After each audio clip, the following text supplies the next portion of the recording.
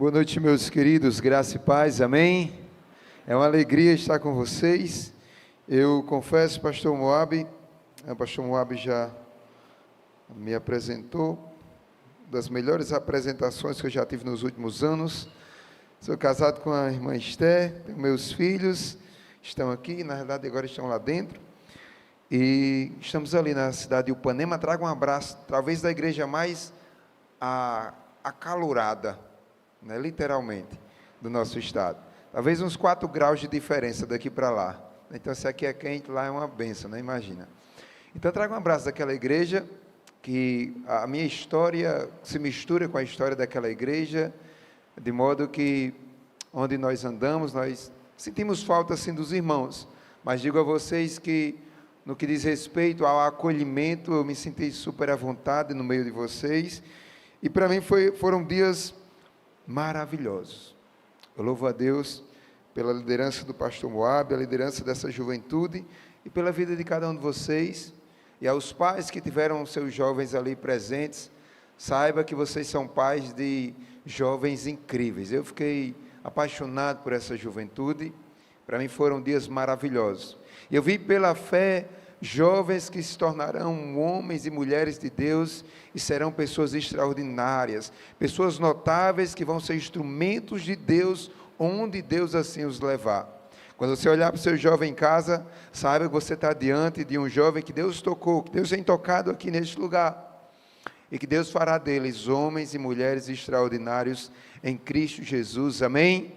Eu estou convencido disso e eu quero crer nisso sempre, de que nós temos um Deus que faz infinitamente mais. Eu não sei o que você pensou e planejou para o seu filho, mas eu sei que a Bíblia diz que Ele faz infinitamente mais, e eu estou convencido de que Ele fará isso, pela sua bondade e cuidado em nós. Então estávamos falando lá sobre, até conversei um pouco com o pastor Moab, sobre aquilo que estávamos planejando para esses dias e para essa noite em específico. Nesse certo dia, alguém perguntou a um pastor muito conhecido da internet, aquela caixinha de pergunta, o que fazer para reanimar alguém que está desanimado na fé? E a resposta foi a seguinte, o pastor disse o seguinte: olha, se o que Jesus Cristo fez na cruz, se o Evangelho de Jesus e a sua obra não for suficiente, eu não sei o que mais pode animar.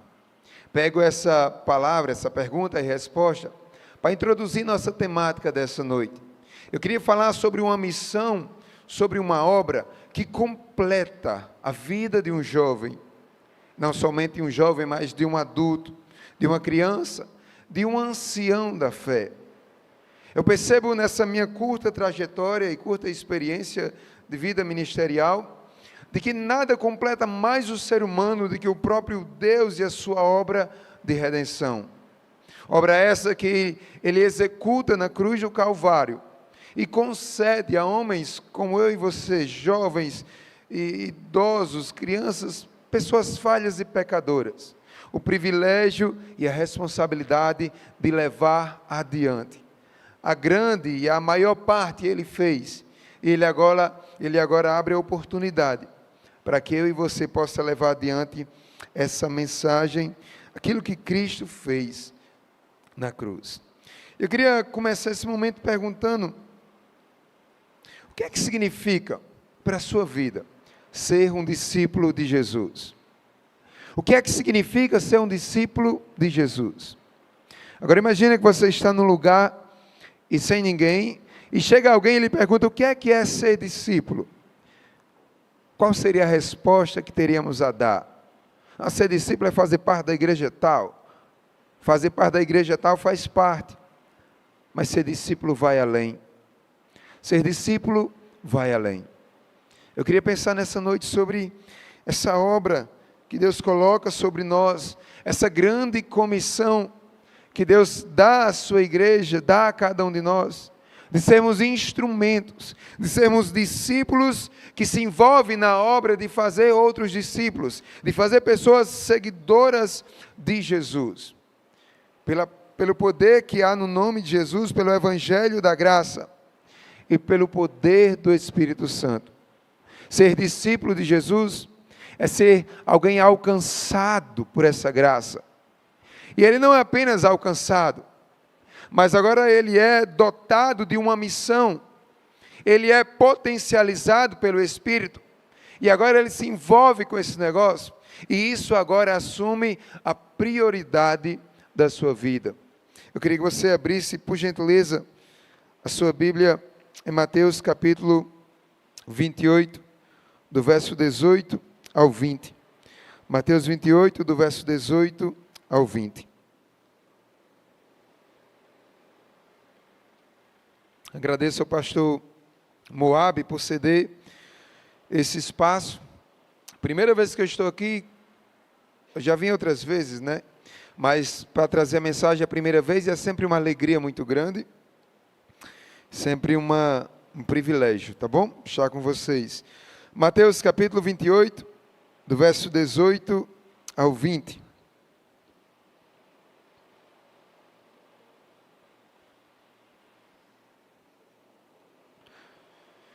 Diz assim a palavra do nosso Deus, Mateus 28, do verso 18 ao 20, aqueles que puderem se colocar de pé, em reverência à santa palavra, que possamos ler juntos, no nome de Jesus. Diz assim: E aproximando-se Jesus, falou-lhes: Toda a autoridade me foi dada ou me foi concedida no céu e na terra. Portanto, ide e fazei discípulos de todas as nações, batizando-os em nome do Pai, do Filho e do Espírito Santo, ensinando-lhes a obedecer todas as coisas que vos ordenei. E eu estou convosco todos os dias, até o final dos tempos. Queria que você baixasse sua cabeça mais uma vez, fechasse seus olhos.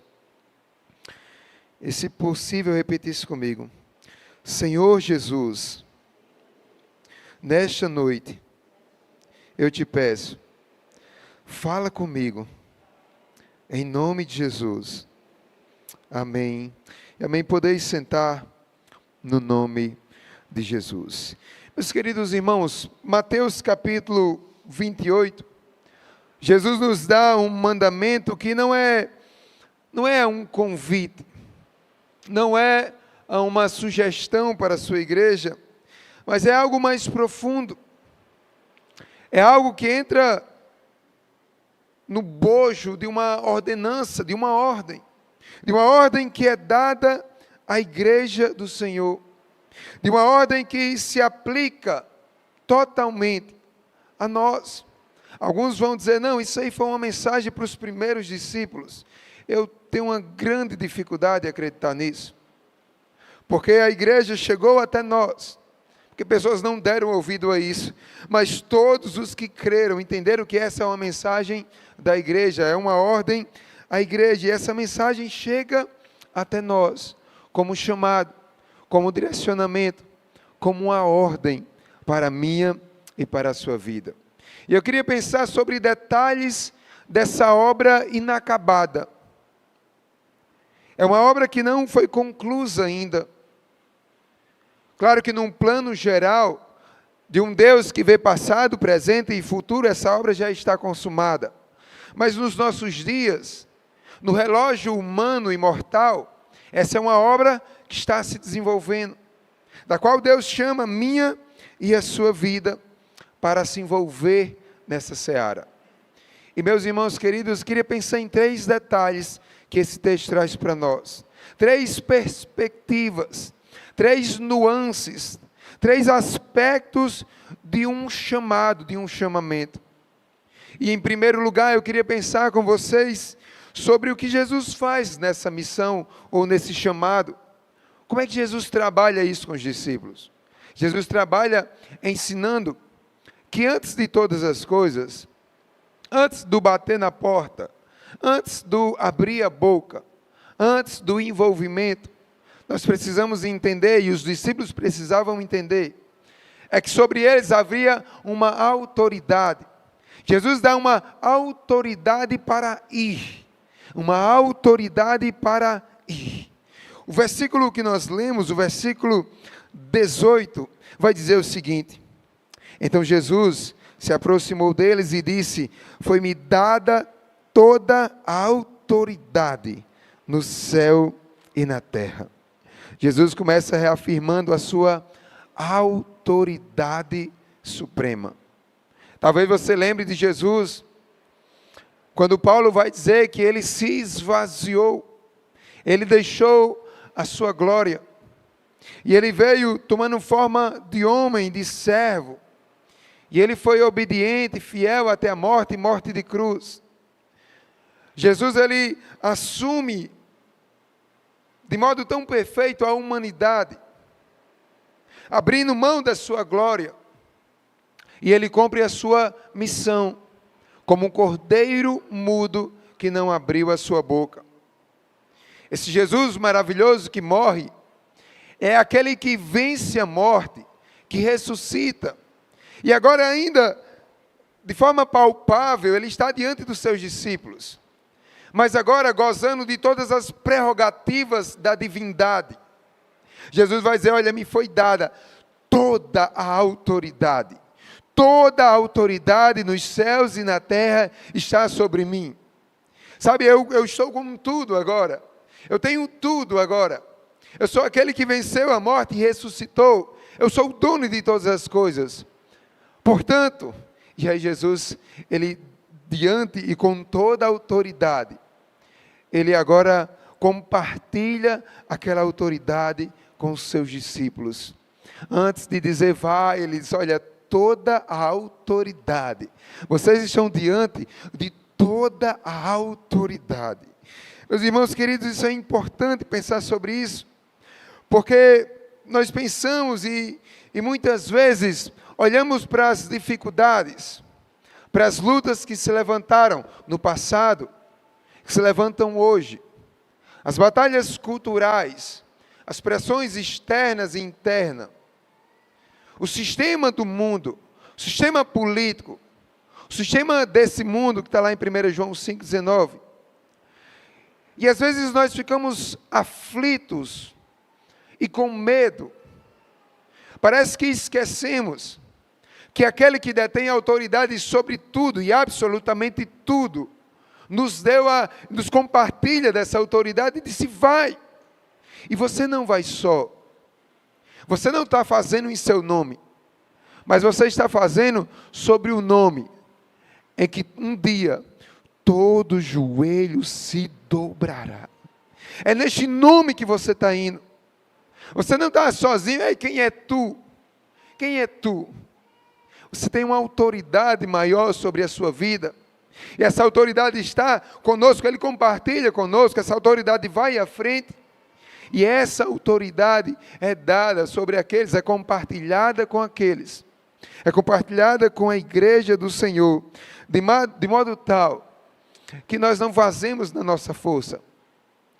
Lembro-me muito bem da função daquele embaixador, que está lá no outro país. Muitas vezes ele não conhece ninguém ali, mas ele chega lá tranquilo, ele chega lá seguro, porque embora pessoas não o conheçam, ele está lá porque sobre ele foi colocada uma autoridade para representar um país em um determinado lugar. Meus queridos irmãos, há sobre as nossas vidas compartilhadas conosco a autoridade de Cristo Jesus. John Stott vai dizer que a base para a missão é a autoridade universal de Cristo sobre todo o cosmos. Aquele que manda em tudo, aquele que coloca limites sobre as águas dos mares, aquele que diz a hora que o sol nasce, a hora que o sol se põe, aquele que criou todas as coisas, esse Deus maravilhoso que tem toda a autoridade, ele compartilha com a sua igreja dessa autoridade. Sabe, antes de você dizer qualquer coisa, saiba que você foi investido de autoridade divina, que comanda o cosmos e que nada consegue se colocar de pé diante dele. Meus irmãos queridos, ir em nome de Jesus significa carregar força e o respaldo do próprio Deus. Isso nos dá coragem. Nos dá coragem para testemunhar com ousadia.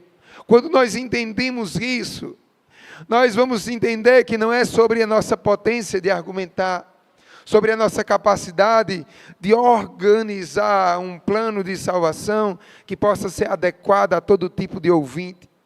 Não é sobre se decoramos os versículos, ou se somos tão bons em apresentar, mas é sobre uma autoridade maior que foi derramada, que foi compartilhada sobre as nossas vidas. E meus queridos, se acreditamos que Jesus tem toda a autoridade, e Ele deu a sua e compartilhou com a sua igreja, por que é que muitas vezes hesitamos tanto em sermos instrumentos que vai compartilhar o Evangelho? Por que é que travamos tanto? Talvez você diga isso aí, eu já sei de cor e salteado, mas por que é que nós travamos tanto? Essa missão, meus queridos, nós vamos falar daqui a alguns minutos, a missão da igreja do Senhor. Jesus investiu nisso, Jesus investiu na minha e na sua vida. Ele amou a nós, Ele derramou o seu precioso sangue por nós, Ele estruturou um plano, nós não precisamos fazer nada de novo. Ele já fez um planejamento e nos deu a oportunidade de sermos instrumentos, e nós sabemos disso. E por que é que muitas vezes nós travamos na hora de colocar em prática tudo aquilo que Deus trouxe para nós? Eu queria que você saísse daqui com a certeza de que há autoridade sobre esse chamado, sobre essa missão, sobre essa comissão. É a autoridade daquele que comanda o cosmos, é a autoridade daquele que detém o poder sobre todas as coisas. A autoridade no nome de Jesus. Se você crê, diga amém. Aleluia, a autoridade. Então, quando for amanhã, eu queria ser o mais prático possível. Quando for amanhã, no seu trabalho, na sua escola, não entra com cara de derrotado, não entra cabisbaixo, mas entra com coragem, sabendo que foi derramado sobre a sua vida a autoridade, sabendo que você não está lá no seu nome, mas no nome que está acima de todo o nome. Essa missão, ela tem uma autoridade para ir. Na realidade, nós focamos em algumas partes no que tange às missões, e às vezes, por muitas vezes, nós ensinamos missões de maneira, não vou dizer errada, mas talvez em alguns contextos incompleta, por não entender uma percepção ou uma visão mais ampliada do que é essa missão, essa grande comissão. O segundo ponto tenta nos ensinar um pouco mais. Além de termos essa autoridade para ir, eu intitulei esse segundo ponto como, o segundo aspecto dessa missão, como uma clareza de missão. Uma missão que é clara. Uma missão que é clara. É um dos aspectos da Bíblia, a clareza das Escrituras. Embora a Bíblia tenha muitos mistérios, a gente luta e muitos nós não sabemos destrinchar, aquilo que é basilar, aquilo que a igreja precisa se firmar e viver por isso, Deus trouxe uma clareza muito grande. E essa é a obra da grande comissão. Ela tem uma clareza, existe a clareza da missão. Versículo 19, portanto ide e fazei discípulos de todas as nações. Nós focamos por muitos anos no ide. E quantas vezes fizemos missões, conferências missionárias e camisas, e sempre está lá ide, e a gente foca muito nesse ide. Existem algumas problemáticas em focar no ide, porque isso começa a trabalhar em nós, que a missão é de fato daqueles que foram, daqueles que vão, daqueles que estão lá, especialmente em outros contextos, em outras cidades, em outros países. E às vezes nós ensinamos, olha, a missão você pode fazer de 3 jeitos, ou contribuindo, ou orando, ou indo. Só que nós olhamos para a Bíblia e nós não encontramos divisões. nós percebemos que há uma clareza na missão. A missão é: façam discípulos. Para isso nós precisamos orar, e orar muito. Nós precisamos também, além de orar, contribuir. Além de orar e contribuir, precisamos ser porta-vozes dessa mensagem de esperança.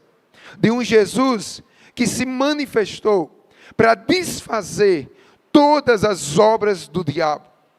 Sabe, está tudo incluso. Está tudo incluso. Portanto, vão e façam.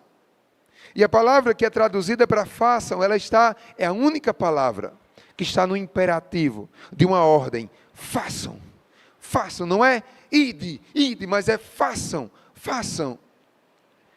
Isso tira um pouco o foco do missionário de missões transculturais e coloca sobre cada crente. Então não é sobre ir, é sobre fazer, é sobre fazer, é sobre fazer.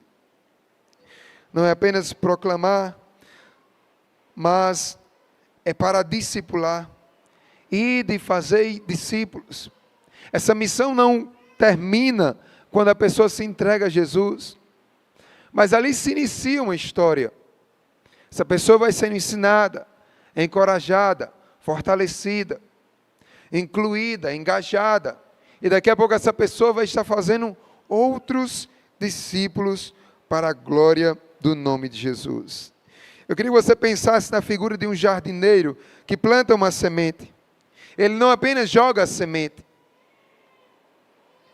Ele não apenas joga no solo e vai embora. Mas ele rega. Ele acompanha o crescimento.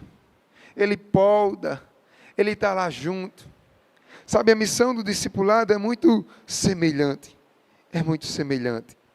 E meus queridos irmãos, a verdade é que talvez a justificativa para que Jesus fosse tão claro é porque facilmente nós poderíamos nos desvencilhar, nos afastar desse propósito, dessa missão, enchendo a nossa vida e a nossa agenda de muita coisa. E pense um negócio que a igreja gosta, eu falo isso com propriedade, a gente gosta de fazer muita coisa. E a gente coloca muita coisa, muita atividade. E são atividades boas. Então onde é que está o problema? É porque nesse conjunto de muitas coisas, nós corremos o risco de nos esquecer do principal. Se você parar para pensar, a grande maioria das igrejas, a maioria dos seus investimentos são sempre, ou na maioria das vezes, para o contexto da casa, para nós mesmos. E às vezes nós investimos muito menos no que diz respeito a esforços e investimentos para alcançar os de fora. Em outras palavras, para fazer novos discípulos. Louvo a Deus porque estamos numa igreja bíblica e todas as atividades são voltadas para o crescimento do crente. De alguma maneira, ou de uma maneira prática, os discípulos estão sendo formados dia após dia. Mas eu queria particularizar esse ponto e trazer para as nossas vidas sobre a nossa responsabilidade de fazer discípulos. Eu, Gleidson, o meu CPF, o meu nome, a minha vida.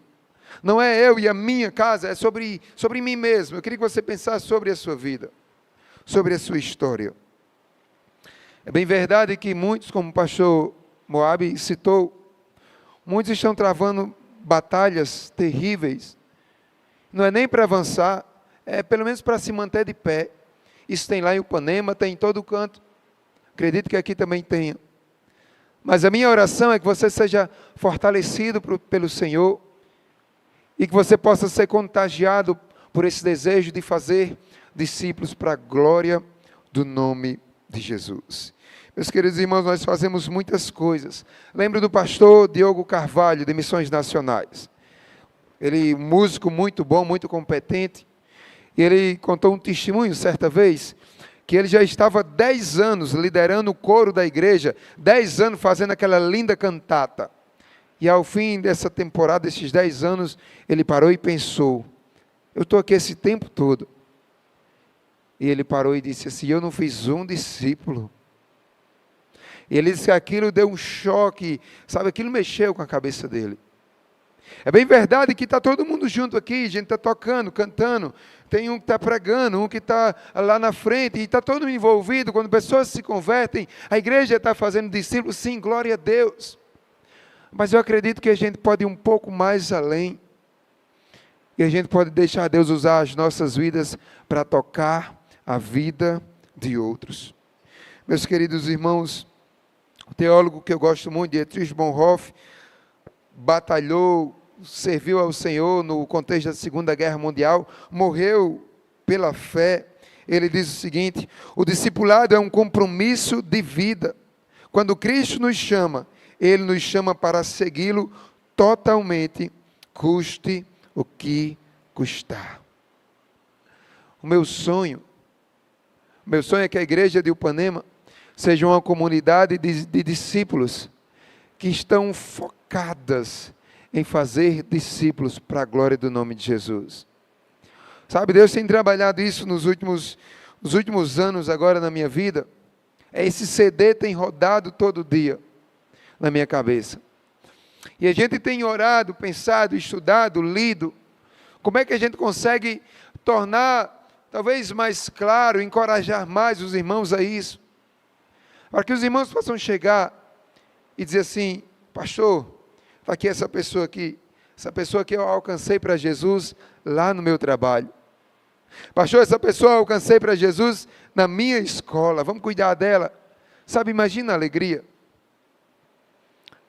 E uma defesa, talvez, ao ministério pastoral. Não é responsabilidade do pastor alcançar toda a cidade para Jesus. Responsabilidade do pastor, se eu estiver falando errado, o pastor vai corrigir domingo, com certeza. Mas é cuidar dos irmãos, é encorajar os irmãos, biblicamente capacitar os irmãos, munir os irmãos com ferramentas para que a igreja possa fazer discípulos, para que os irmãos possam alcançar outros irmãos. E a gente faz isso no dia a dia, para a glória do nome de Jesus. Essa é a clareza da missão, fazer discípulos. Pastor, quando isso não acontece, quais os resultados? O resultado é que fica para a pele do pastor Moab resolver esse negócio no domingo de noite. E fica a expectativa da igreja, alguém tem que se converter. E fica esse negócio, sabe? E às vezes, eu não sei se o pastor Moab, mas eu já cedi a pressão de alguns irmãos, pastor, faça apelo, aquele negócio, sabe? E às vezes a maioria das vezes eu não caio nessa, mas às vezes eu cedo a pressões, o que torna muitas vezes um culto pesado, o que seria para ser uma celebração pela a grande bênção que Jesus fez na vida de cada um de vocês, de cada um de nós durante a semana, fica agora na pele do pastor salvar nos 45 do segundo tempo. É bem verdade que acredito que não há pecado em convidar uma pessoa para entregar a vida a Jesus. E quando Deus toca, fazemos isso sim. Quando Deus direciona, fazemos isso sim. Mas eu creio que essa é a minha missão na segunda, na terça, na quarta, como é a sua também. Meus irmãos queridos, acredito que mais claro Jesus não poderia ter deixado. Jesus disse para os seus discípulos, vão e façam discípulos. Eu pergunto quais são os passos práticos que nós vamos tomar amanhã. Não é sobre essas 4 paredes e sobre o agora, mas é sobre a minha segunda-feira. É sobre meus colegas que eu verei amanhã. É sobre o meu vizinho, que amanhã eu vou ver ele bem cedinho, colocando o lixo para fora. Ou que eu vou ver ele lá, deixando o menino na escola, porque é lá que meu menino estuda também. Quais são os passos práticos? Como é que a gente dá vida a isso?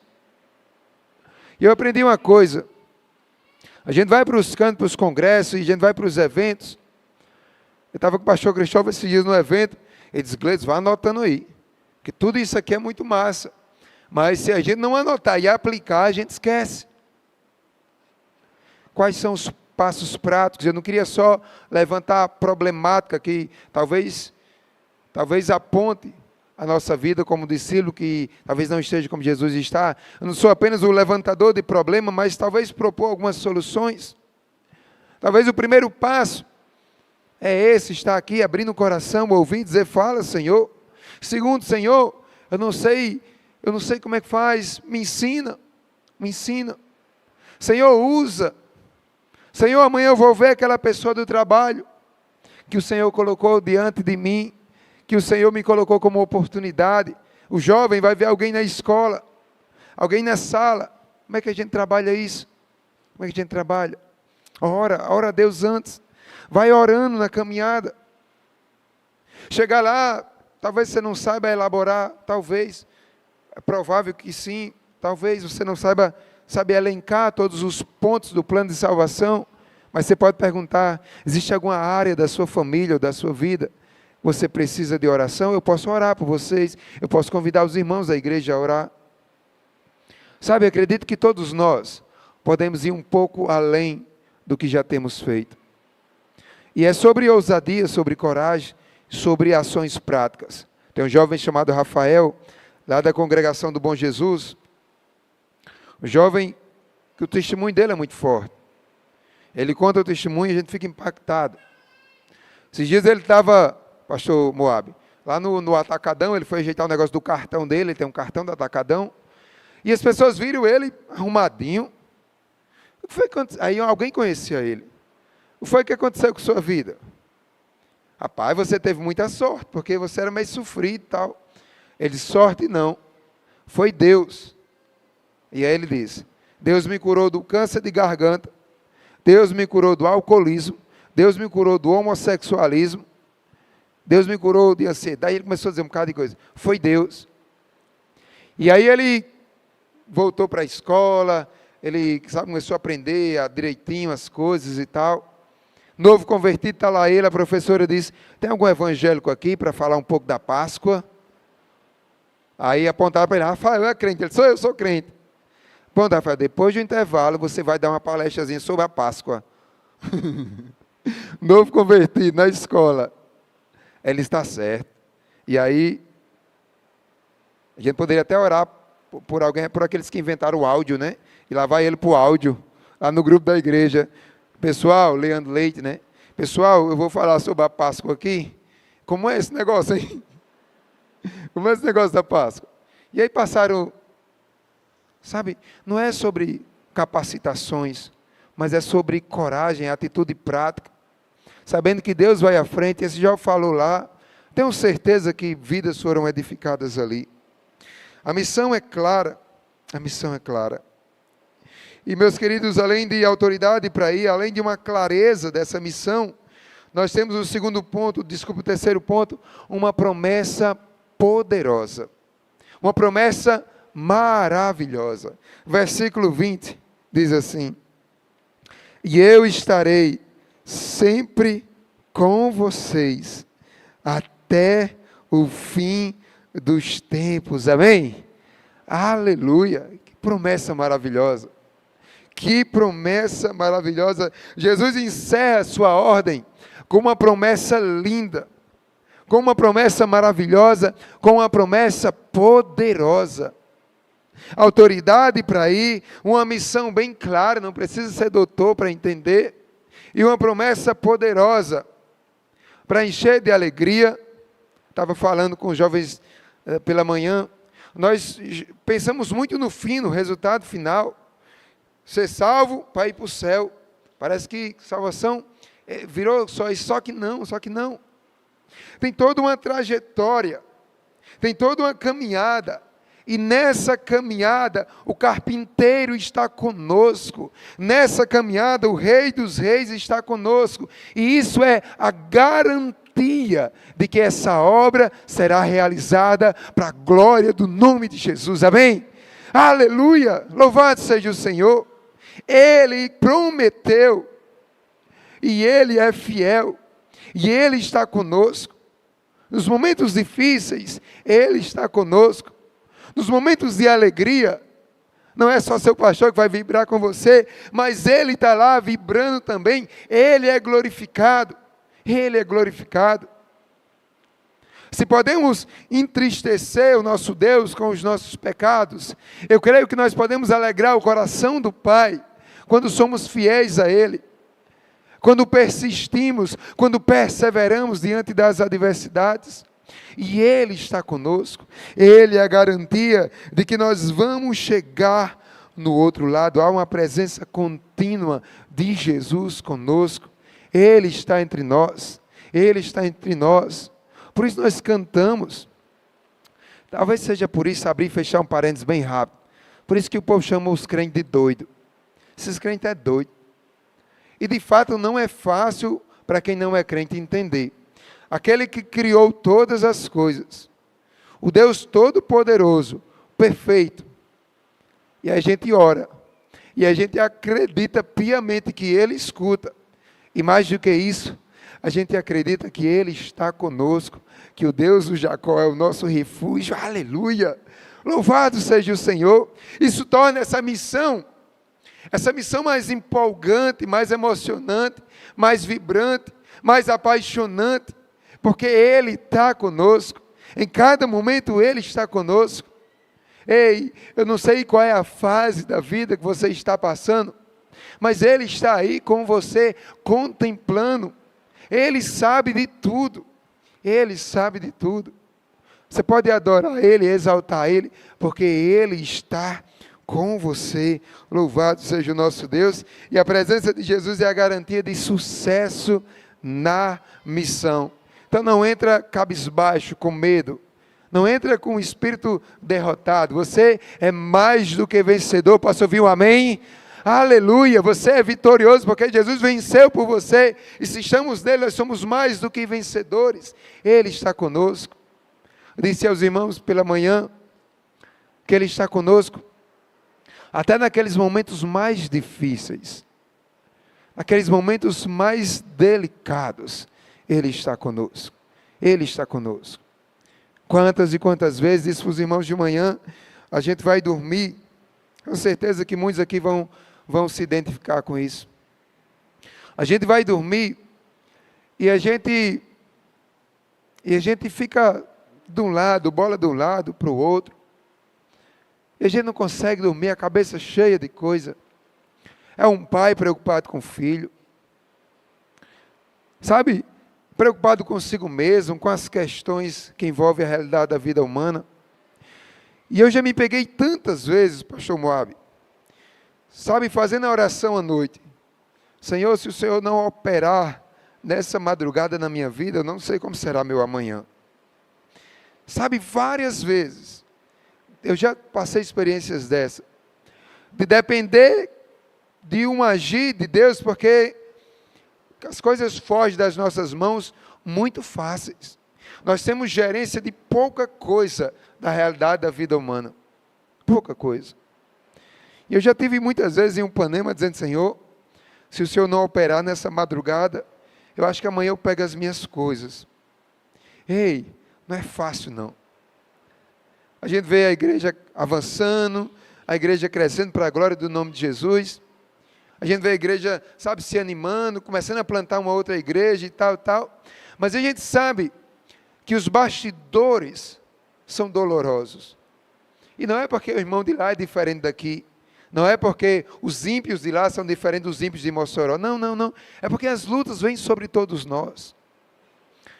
E meus irmãos queridos, eu tento dormir, bola de um lado para o outro. E eu nem conto as horas, porque são poucas as horas, mas a gente adormece, não pelo sono, mas pelo cansaço. E no outro dia a gente acorda. E o claro do sol entrando pela janela, indica que um novo dia nasceu, mas não é um novo dia como outro qualquer. De uma maneira que a gente não consegue explicar. O Senhor, na calada da noite, na madrugada, restaurou todas as nossas forças, nos fazendo vivenciar, experimentar. O texto que diz que o choro pode durar uma noite, mas a alegria vem ao amanhecer. Louvado seja o Senhor.